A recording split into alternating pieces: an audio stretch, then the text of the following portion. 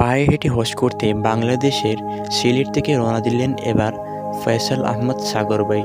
তিনি বাংলাদেশ ভারতের সুতারকান্ডি বর্ডার হয়ে এবার ভারতে প্রবেশ করেছেন। এক প্রতিবেদনে তিনি বলেন, হজ করতে যাচ্ছেন তিনি একমাত্র আল্লাহর সন্তুষ্টির জন্য। এর আগে বাংলাদেশ থেকে আলিফ মাহমুদ হজ করতে গিয়েছিলেন 2023 সালে 2024-এর হজ পালনের জন্য। তাতে তিনি সক্ষম হয়েছেন হজ করতে।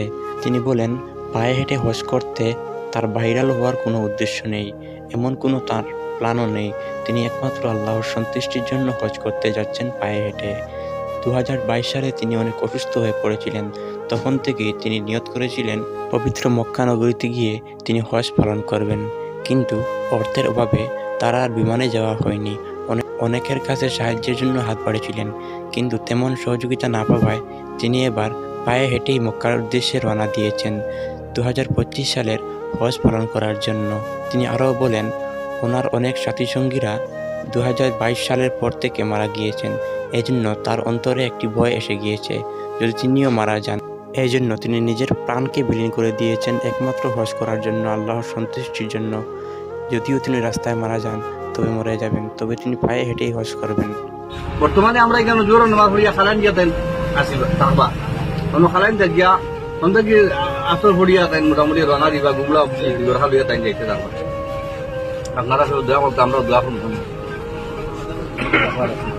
আমরা ইয়া আরাম হইতানি আগে তো কইছেন এটা কইলে আমরা মাইয়া হইতাম।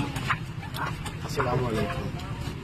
ঈশ্বর যে যেখান থেকে দেখুক, ঈশ্বর প্রতিটি মুসলমানের লাগে আমার দোয়া।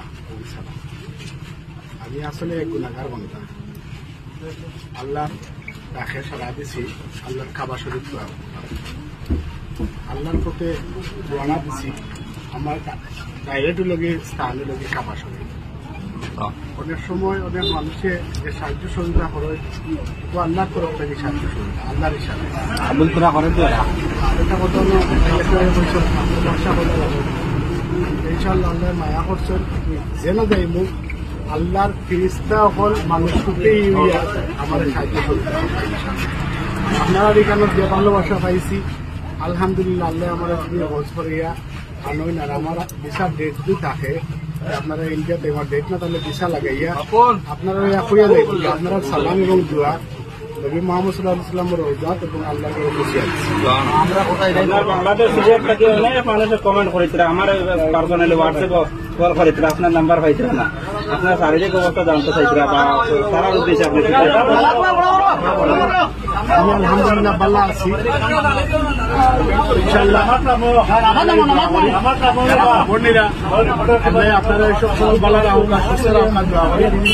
আর আমার লাগে আমি গুনাহগার লাগে দোয়া করবো, আল্লাহর জন্য আমার বাকি জীবনটা আল্লাহর প্রতি আমার রাখুন। আসসালামু আলাইকুম।